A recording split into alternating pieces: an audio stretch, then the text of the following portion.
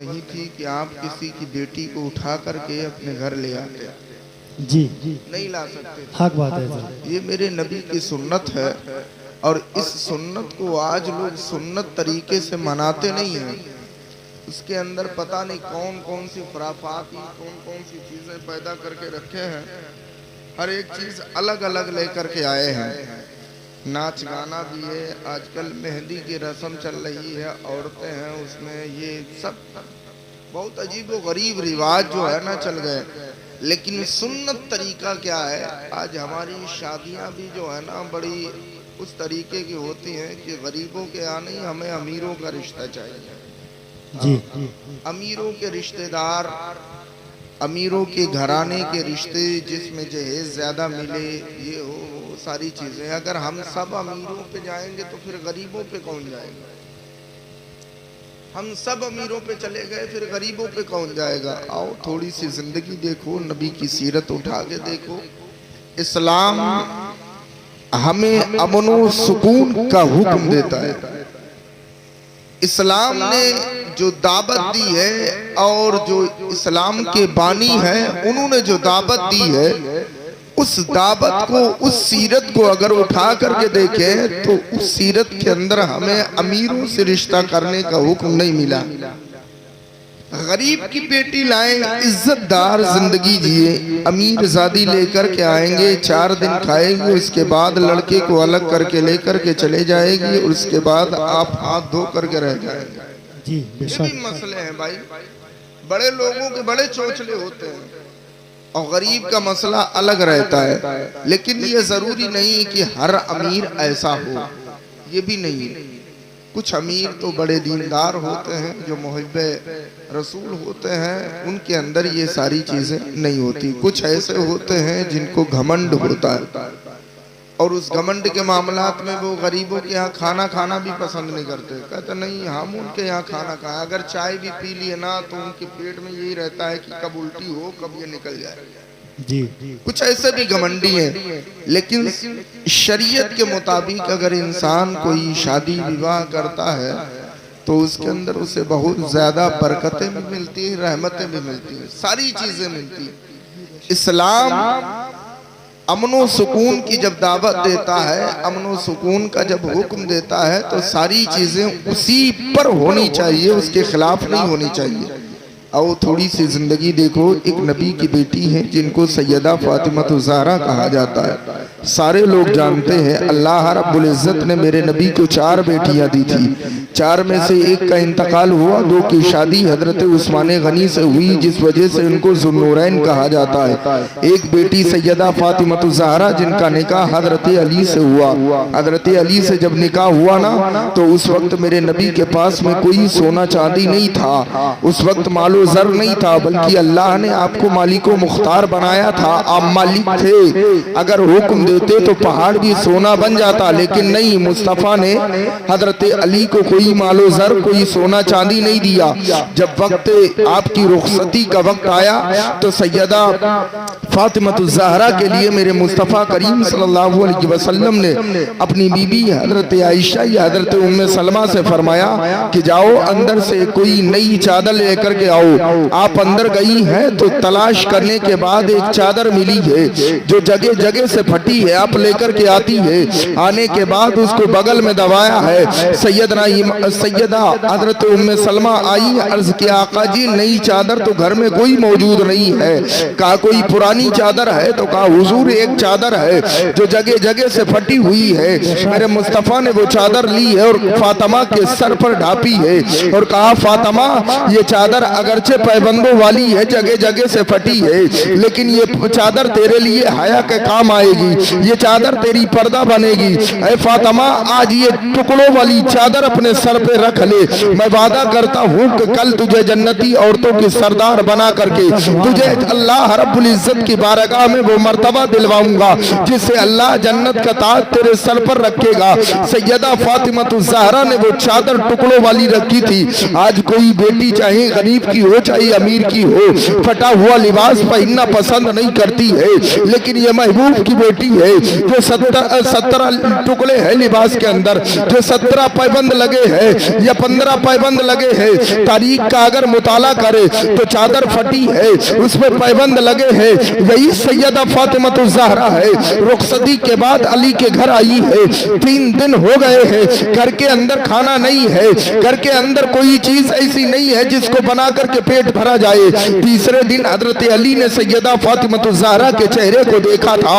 देखने के बाद कहा कि फातिमा क्या बात है, तुम्हारे चेहरे पर अजीब से हालात दिख रहे हैं, ऐसा लग रहा है तुम्हारे चेहरे पर बीमारी के आसार नजर आ रहे हैं कि तुम बीमार हो। फातिमा क्या हुआ? सैयदा फातिमा ने फरमाया, है अली सुनो सुनो, आज 3 दिन हो गए मुझे आए हुए, लेकिन तुम्हारे घर में 3 दिन से मैंने कोई चीज खाई नहीं है। हजरत अली ने कहा, फातिमा ऐसा क्या हुआ, बना लेना चाहिए था। सैयदना फातिमा ज़हरा ने कहा था, अली बना तो लेती, लेकिन कोई ऐसी चीज थी नहीं तुम्हारे घर में। मैंने सारी चीजें तलाश की, ना तो आटा था, ना तो जौ था, ना तो चावल थे, तो मैं बनाती क्या? अली ने कहा, फातिमा मांग लेना चाहिए था।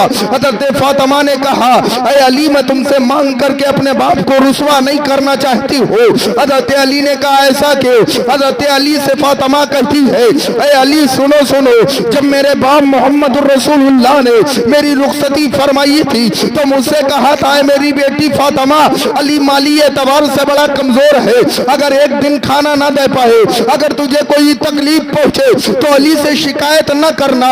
ऐ मेरी बेटी तो मोहम्मद रसूलुल्लाह की बेटी है, बर्दाश्त कर लेना। ऐ अली, इसलिए मैंने बर्दाश्त करना तो गवारा किया, इसलिए बर्दाश्त कर लिया।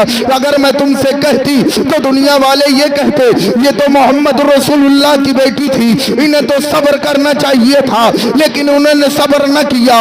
इसलिए अली मैंने सब्र करना तो बर्दाश्त किया, अपने अब्बा के ऊपर उंगली उठाना बर्दाश्त न किया। ऐ अली सुनो सुनो, मेरे बाप मोहम्मद रसूलुल्लाह ने जो दर्स मुझे गोद से लेकर के अब तक पढ़ाया था, वो दर्स मैंने यहाँ भी सीखा है और आगे भी सीखती रहूंगी। ऐ अली, अगरचे तुम्हारे घर में मुझे खाना मिले या ना मिले, लेकिन अली मैं तुमसे कोई शिकायत नहीं करूंगी। मैं मोहम्मद रसूलुल्लाह की बेटी हूँ, मैं सब्र तो कर सकती हूँ, लेकिन आपसे शिकायत नहीं कर सकती। नारे तकबीर, नारे तकबीर, नारे रिसालत, मसलके आला हजरत, नारे तकबीर, नारे कर सकती हूँ। ये सैयदा फातिमा ज़हरा की जिंदगी है। आज अगर दौर उठा करके देखो, हर इंसान की चॉइस अलग अलग है, हर औरत की चॉइस अलग है। शोहर अगर उससे खाना ना दे या कपड़ा ना दे, तरह तरह से बातें करने लगती है। आओ एक बात कह करके रुखसत होता हूँ। एक दिन सैयदा फातिमा ज़हरा ने हजरत अली के पास बैठी थी। हजरत अली ने कहा, फातिमा क्या हुआ, क्या बात है, बड़ी परेशान दिख रही हो। हजरत फातिमा ज़हरा ने कहा, अली कोई ऐसी बात नहीं है। हजरत अली ने फरमाया, फातिमा क्या हुआ, बताओ तो क्या बात है। हजरत सैयदा फातिमा ज़हरा ने कहा, कोई बात नहीं है। फिर हजरत अली जोश में आए, कहा, फातिमा आज अगर कुछ मांगना चाहती हो तो मांगो। अली ने फातिमा से जब इतना कहा ना, तो हजरत फातिमा ने कहा, अली तुम मिल गए, मुझे सारी जिंदगी मिल गई, सारी दुनिया मिल गई, अब मुझे कोई चीज मांगने की जरूरत नहीं है। हजरत फातिमा ज़हरा से हजरत अली फरमाते हैं, फातिमा मांग लो, और भी कुछ मांगना हो, जो मांगना हो मांग लो। हजरत अली से सैयदा फातिमा कहती है, ऐ अली क्या मांगू आपसे, अब तो कोई जरूरत नहीं है मुझे। आज अगर दुनियादार के अंदर कोई शोहर अपनी बीवी से कहता कि बताओ कुछ मांगना है मांग लो, तो पहले कहती रुक जाओ पड़ोसन से बात कर लूं, कौन चीज मांगू, कि फला का हार मांगू, ये मांगू, ये मांगू। हाँ, बाकी चीजें तरह तरह से उसके अंदर जहन के अंदर ये बातें पैदा हो जाती। लेकिन ये सैयदा फातिमा ज़हरा है, ये मेरे महबूब की बेटी है, ये वो है जिनके लालों ने करबला के मैदान में अपनी गर्दन को कटाया है, इस्लाम को बचाया है। अगर वो करबला के मैदान में ना जाते, आज मैं आपसे तारीख का एक बार पलट करके रखना चाहता हूँ। इतना याद रखिए, अगर करबला के मैदान में अली असगर कुर्बान ना होते, कासिम की जवानी न लुटती, अली अकबर का शबाब न लुटता, तो किसी मौलवी के अंदर ताकत नहीं थी कि मिंबर पे खड़े होकर के खुतबा दे देता, किसी मौजिन के अंदर ताकत नहीं थी कि माइक में खड़े होकर के महराब के अंदर अजान दे देता। आज मीनारों से जो अजानों की आवाजें आती है, आज खुतबा जो खिताब करते हैं, ये करबला वालों का एहसान है कि करबला में गर्दन कटाई, इस्लाम को इतना उठाया कि आज अगर इस्लाम के बारे में कोई कीचड़ उछालना चाहे तो जितना भी उछालता रहे, इस्लाम पर कोई फर्क पड़ने वाला नहीं है, क्योंकि तुम तो ये हो। और तारीख का मुताला करो तो उस वक्त के दौर में यजीदियों ने बड़ी कोशिशें की इस्लाम के परचम को खत्म करने की, लेकिन इमाम हुसैन ने सर कटा करके सारी बातों का इजाला कर दिया। ऐ लोगों सुनो, इस्लाम कल भी परचम इस्लाम का ऊंचा था, आज भी ऊंचा है और सुबह कयामत तक इस्लाम का परचम ऊंचा रहेगा। ये फातिमा के लगते जिगर है, ये हसनैन है, ये करीमैन है, ये नबी के नवासे है, ये अली के लाल है, जिन्होंने करबला के मैदान में सर तो कटाना गवारा किया लेकिन यजीद के हाथ पर बैत करना गवारा ना किया। ये इन्हीं की वालदा है, ये इन्हीं के बाप सैयदना अली है और इन्हीं की माँ हजरत फातिमातुज़ ज़हरा है। मैं इन्हीं की दास्तान तुम्हारे सामने रखता हूँ। आप फरमाती है अली मैं क्या मांगूं, सब कुछ तो मिल गया है। अली ने कहा कुछ मांगना है मांग लो। हजरत अली से सैयदा फातिमातुज़ ज़हरा ने बड़ी अनमोल चीज मांगी है। तवज्जो का तालिब हो और सुने तो क्या मांगा था सैयदा फातिमातुज़ ज़हरा ने।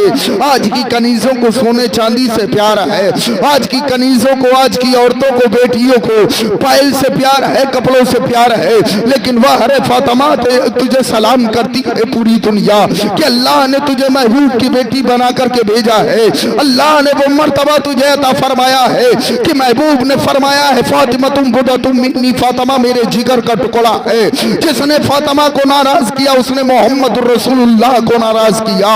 ये सैयदा फातिमातुज़ ज़हरा है, ये सैयदा फातिमा है, मांगी है तो बड़ी अनमोल चीज मांगी है। ए फातिमा तेरे कदमों पे हमारी जाने निसार है। ए फातिमा तुमने मांगा भी अली से तो क्या मांगा है।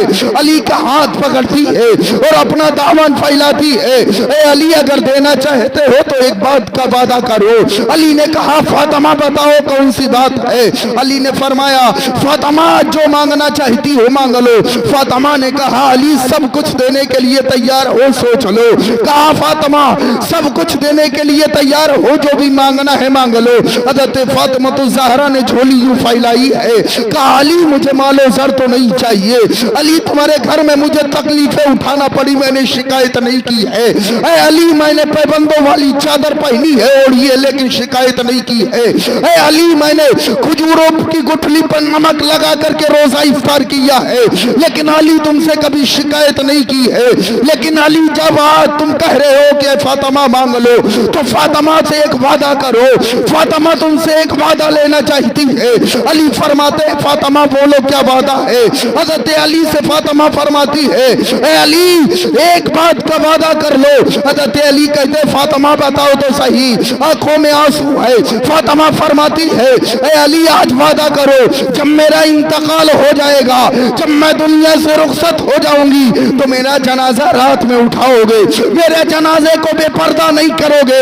ए अली आज तक तुम्हारे सिवा किसी ने मुझे देखा नहीं है। अल्लाह ने फरिश्तों को भी वो ताकत नहीं दी है कि फातिमा के चेहरों का दीदार कर सके, फातिमा के बालों को देख सके।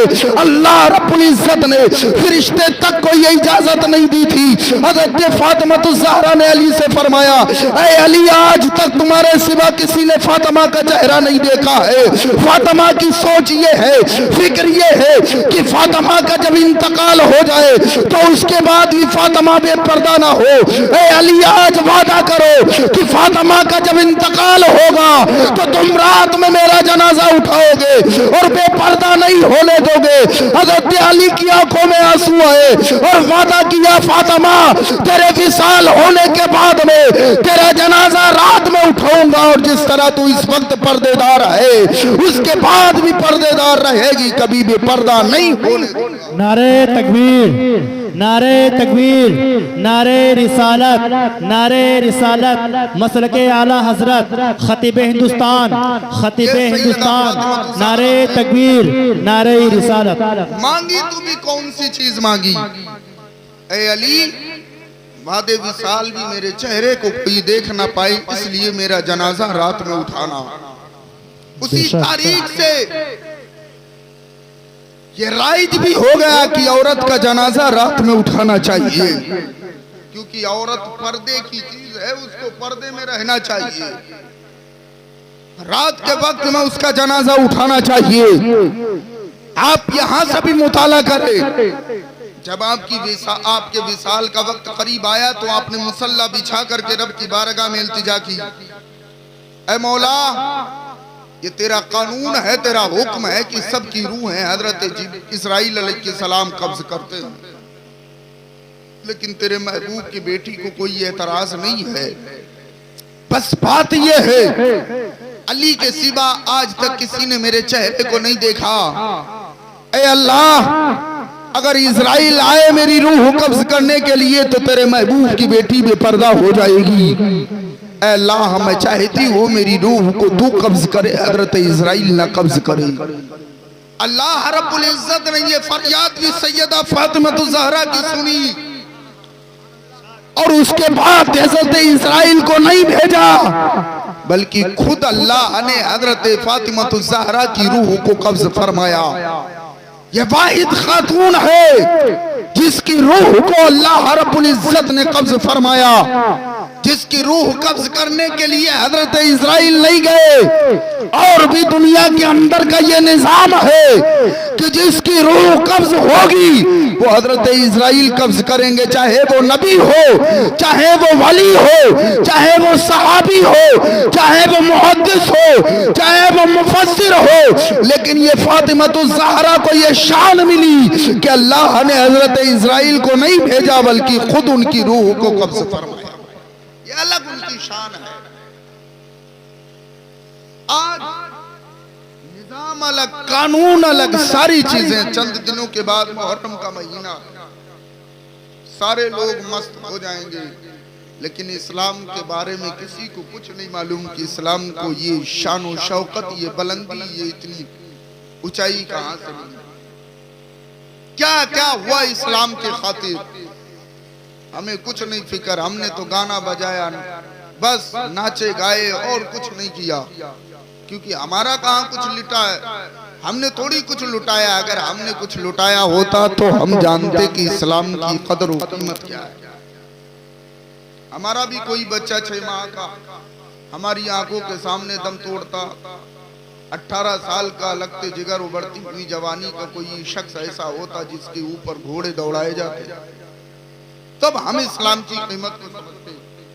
इसलिए हमने इस्लाम को कुछ समझा ही नहीं, हम जानते ही नहीं इस्लाम क्या है।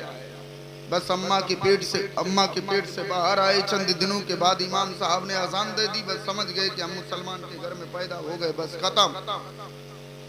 उसके बाद इस्लाम क्या है, इस्लाम की तारीख क्या है, कुछ नहीं मालूम, कुछ नहीं पता। भाई कब तक ऐसे रहोगे? चंद दिन की जिंदगी है, मरने के बाद तुम्हें कब्र के अंदर जाना है, अल्लाह को भी मुंह दिखाना है,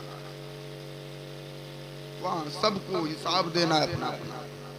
इसलिए शादी विवाह का मसला है, शादी विवाह के मौके में भी सुन्नत का ख्याल ज्यादा कीजिएगा, शरीयत के मुताबिक शादियां कीजिए, शरीयत के खिलाफ न शादी कीजिए। सबसे आसान और सबसे अफजल अगर कोई शादी है तो वो शादी है जिसके अंदर कर्ज ना लेना पड़े। ये मिशकात शरीफ की हदीस पाक है। हजरत आयशा ने मेरे नबी से अर्ज किया था, आका जी बताएं सबसे अच्छा, सबसे अफजल निकाह कौन सा है? मेरे नबी ने फरमाया जिस निकाह में कर्ज ना लेना पड़े वो निकाह सबसे बेहतर है। और आज तो लोग शादियां दिखावे के तौर पर करते, इतना सामान किया, हम इतना करेंगे, हम इतना करेंगे, अगर कर्जे में डूब जाए कोई फायदा नहीं। भाई उतने लोगों को खिलाओ जितनी की इस्तात हो। ये जरूरी नहीं है कि पूरे हिंदुस्तान के लोगों को बुला करके जमा कर लो और खिलाने की ताकत ना हो, कर्जे में पूरा डूब जाओ। जब तक दूसरी बच्ची की या बच्चे की शादी का मसला है, जब तक आप कर्जे ही चुकाते रह जाओ, फिर दूसरा हो तो फिर अदा करो, फिर कर्जा निकालो, फिर अदा करो। इस तरह जिंदगी गुजारने से कोई फायदा नहीं। अल्लाह ने समझ दी है, समझ के मुताबिक काम कीजिए। वक्त भी जायद हो गया, बारिश का मौसम है, आपको भी कल काम है। अल्लाह रब्बुल इज्जत ने हमको और आपको जिस मकसद के लिए पैदा किया है वो काम कीजिए, सारे मामलात कीजिए, शरीयत के मुताबिक शादियाँ कीजिए, इस्लाम को समझिए और सीखिए, अपने बच्चों को ख़ास कर इल्म दीन की तालीम दीजिए। हाँ, जब तालीम देंगे तभी आप पहुँचेंगे, तभी आप समझ पाएंगे कि इस्लाम क्या, वरना कोई चीज़ आपके समझ के मुताबिक नहीं आएगी। इसलिए ज़रूरी और बेहतर मैं समझता हूँ कि सबसे ज़्यादा अहम क्या चीज़ है कि हर घर के अंदर कोई बच्चा ऐसा होना चाहिए जो हर मामलात में इस्लाम के ताल्लुक से जानता हो। ज़रूरी है, ये सारी चीज़ें आपको मालूम होना चाहिए। इसलिए अल्लाह रब्बुल इज़्ज़त से दुआ है, परवरदिगार आलम जो लगती शेखानी अल्लाह माफ़ फरमाए, मौला हम सबको समझ अता फरमाए। अस्तगफिरुल्लाह रब्बी मिन कुल्लि ज़म्बिन व अतूब।